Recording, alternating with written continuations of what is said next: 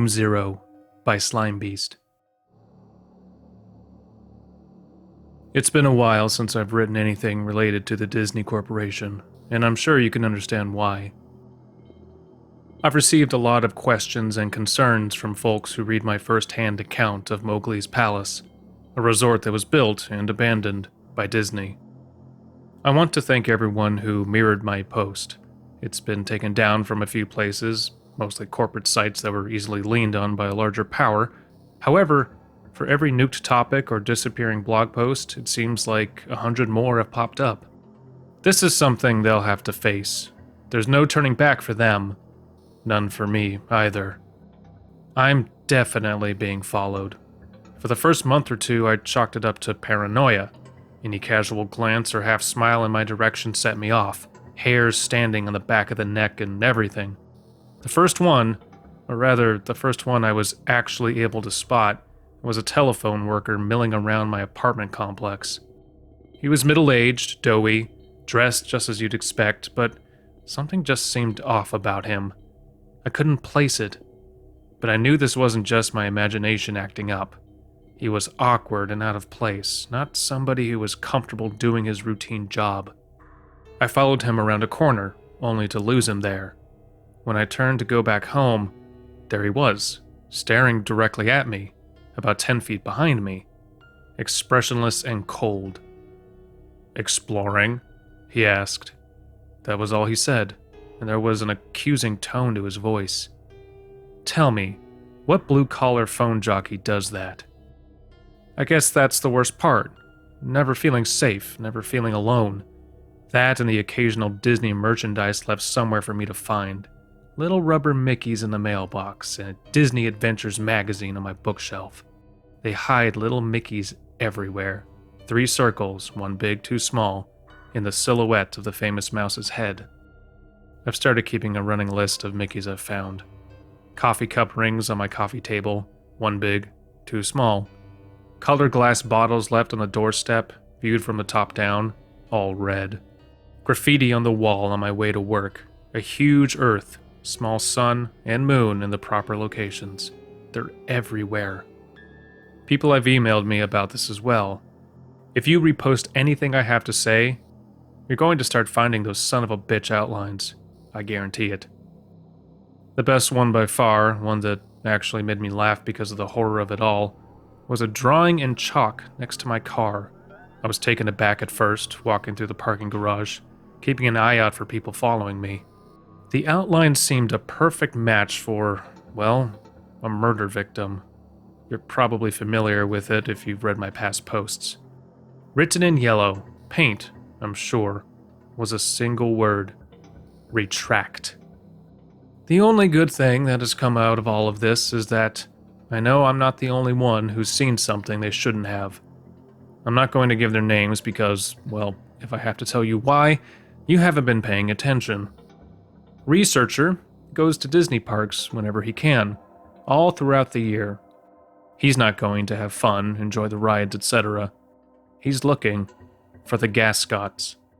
There's been a long tradition, apparently, of people reporting strange patrons throughout the park. Silent, motionless, staring patrons of every age, shape, and size. Men and women, adults, children, and teens, all wearing Disney-themed gas masks. Way back when, Disney would get tons of complaints about oddly dressed folks following others around the park, folks who would then merge into crowds and disappear. Later on, the gas masks caused folks to draw other conclusions, and reports of possible terrorists and bombers started flowing. All of those reports most likely went straight into the trash can. I know I can't find any sign of any such occasions reported on by the media, although you should be aware of the fact that Disney can pretty much control its press like no other. Researcher goes to the parks, talks to a few people, and tries not to draw any attention to himself. He'll just ask 3 or 4 families if they've seen his friend who's wearing a funny mask. He has yet to see a Gascot for himself, though on one occasion a child pointed him toward Frontier Town. As he raced through the crowd, he heard a single voice ahead cry out, "Mommy, I want a goofy air mask too." A fellow I'll call lifeguard worked in a Disney water park from 2001 through 2003. He stood at the top of a huge water slide and made sure none of the kids got too rowdy. He passed the kids through, one at a time, telling them over and over again to be safe, keep their arms in, and so on. One day, as he tells it, this fat kid goes down the tube and doesn't come out the other end. He sent 2 or 3 kids after. The whole thing moves at a steady clip, so naturally you'd expect that if Fatty got stuck, the kids that followed him were stuck too. Not so. Only the big kid disappears. Everyone else comes out the other end, cheering and splashing like nothing's wrong. Lifeguard shuts down the slide, much to the aggravation of the kids waiting. Before he can go through any of Disney's strict procedures, splash! Fatty finally comes out. Staff members pulled the kid out of the water. He sank like a stone when he hit, his skin already blue and his eyes wide. All he would say was, "No face, kids," and "Stop squeezing." The kid was okay, in case you're wondering. He got carted right off to the medical center. When Lifeguard was told to open the slide back up, he made a big stink about how it clearly wasn't safe. Despite his complaints, he was threatened with firing and begrudgingly opened the slide again. From that point on, he kept a closer eye on the kids. Every so often they'd come out in the wrong order, never as stunned as the fat kid, but always with a vague look of concern, a dreamy half-stupor that seemed as if they were trying to figure out what was reality. They'd take on some water and choke a bit, and they'd never come back up to right again. I read his emails with the same sort of unease you might be feeling right now. I wanted him to share his own story, but in the end he didn't want to expose himself that way. I can't say I blame him. Snow White, which wasn't the actual role she played, was a character in the park. She had a nice little tidbit for me. You know what happens when a costumed employee drops dead in his suit? Like, one second he's taking a picture with little Jimmy, and the next he's had a fatal stroke? A second costume mascot in the area has to sit with the corpse on a curb or bench and wait for a designated dry cleaner to arrive and cart the body away in a discreet manner. All the while, patrons have no idea they're sitting with a dead body for photo ops. Feel free to check your photo albums at this point. That was bad, but another fellow, janitor, went completely off the creepy charts. Disney World, and probably others, is built with a series of underground tunnels just below your feet. 3 stories worth. Anything and everything you can imagine is down there for use of the employees. They're called utilidors, utility corridors. Basically, that's the reason you don't see characters out of place or janitors wandering through the park. They pop in and out of hidden doors and travel a concealed town you're walking on. Janitor told me something that might be common knowledge, but was nonetheless news to me. Walt Disney had several apartments built into his parks. There's one above Cinderella's castle, there's one in the Pirates of the Caribbean ride, they're all over the place. More than that, there are nightclubs, a movie theater, a bowling alley, and much more. All behind doors built right into the whimsical facades you passed by without a second look. Club 22 is one such hidden area. If you have the cash to join the exclusive club, you don't, then you'll have access to it and much more. Club 22 is a place where anything goes. Disney Co. calls these places dark zones. Spots where the squeaky clean visage of Mickey Mouse gives way to drinking, drugs, and yes, sex. Conversely, the rest of the park is the bright zone with a few gray zone utilidors between. As far as Janitor has said, it wasn't always that way. It was more of a slow decline and the gradual relaxation of social norms within that elite group. The reason he knows all of this? You may have already guessed. He's cleaned it. After a lengthy background check and a non-disclosure form, Janitor moved up from a park attendant to one of the Dark Zone cleaning crew. Now, before you get some satanic human sacrifice vision in your head, Janitor saw nothing of the sort. Lots of empty alcohol bottles? Yes. Used condoms scattered like deflated New Year's balloons? Oh yeah. He cleaned up his share of blood, piss, and vomit, but it was all down to the unrestricted behavior of patrons as opposed to any sort of cult behavior. At least, that's how he sees it in retrospect. All that trash, that profane shit, went into a furnace and mingled with the smoke of a quaint cottage's chimney. If you've been to Disney World, you've breathed ultra-condensed sin. Backing up this information was Hammer. Hammer mailed me the old-fashioned way, though I don't know how he got my home address. He sent me photocopies of work papers proving his employment, with the instruction to burn them when I was convinced, which I did gladly. Hammer worked around the Disney World park doing demolition and construction. At one point, he approached a superior regarding some strange construction plans. There was a wide rectangular area marked off on the blueprints, about the size of a supermarket. The area was left unnamed and only bore the words, "Do not dig." Not only was his superior in the dark, but he was super fucking purposefully in the dark.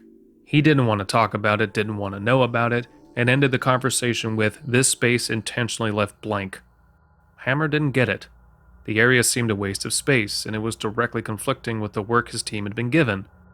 He started poking around the area on his off time, finding only a derelict steel door and a great span of concrete just beyond. It was a supermarket's worth of blank, gray floor. Soon after, Hammer started picking gascots out of the crowds. Unlike all other reports, the people, the things, would stand in full view of the guy. They'd cluster together in the distance, or they'd just be pressed against a wall when he turned a corner. He said they moved weird, like they were weak or injured, like a deer that's been run down by a hunter and can't flee anymore. The gas masks, the Disney character faces with filters jammed in, he noted that they seemed wet on the inside, like condensation on a car window. Tiny beads of water glimmered behind the glass, making it impossible for any of them to actually see. Probing further, Hammer started asking questions of anyone and everyone who had been working in the park for a decade or more. He hit dead ends throughout until he was directed to Ida, an elderly woman who worked in a restaurant on Main Street. She'd been there since way back, and though nobody had the balls to ask directly, everyone knew she had plenty of terrible stories to tell.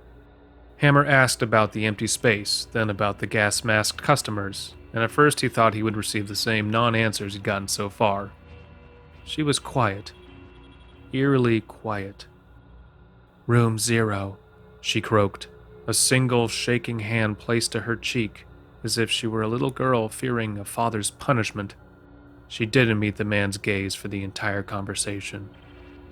Room 0, as it turned out, was yet another hidden room just like the apartments in Club 22. However, its sheer size and its spot deep beneath the park set it apart from any of the fun dark zones. It was a bomb shelter. Room 0 was built to withstand a massive attack, be it conducted by foreign or domestic enemies.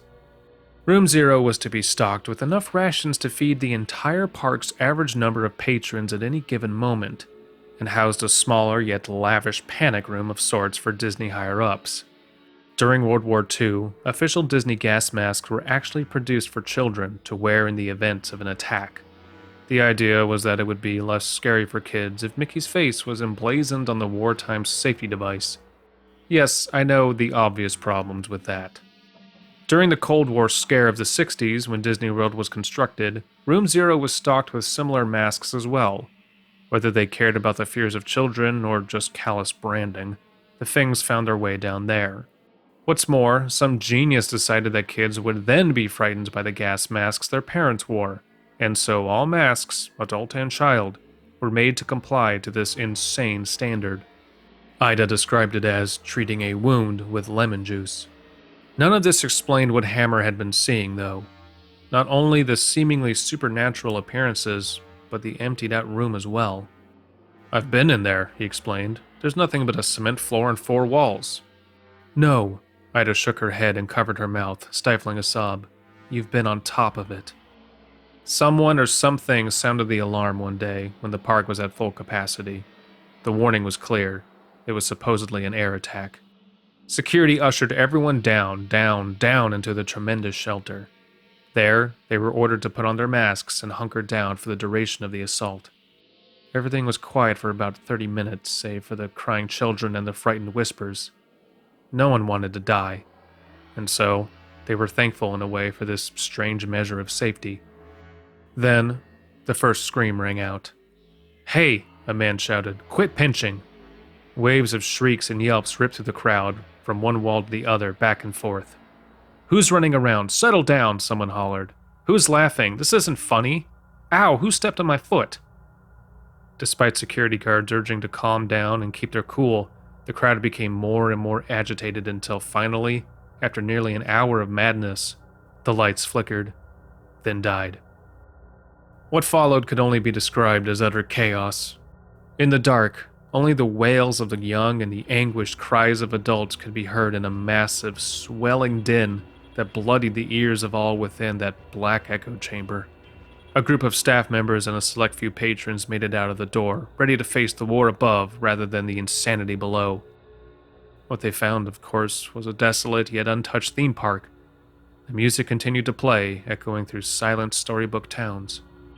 Upon returning to room 0, the few who stood at the top of the steel staircase that led down into the pitch blackness heard no sign of the previous fray.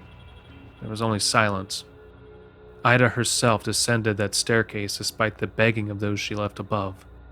She reached the reinforced doors, herself now awash in darkness and hearing only the buzzing in her ears. A single voice came out of the darkness. The echo made it impossible to tell whether the mocking, raspy voice was at the back of the bomb shelter or if it was right in front of her face. "Shut the door, dear.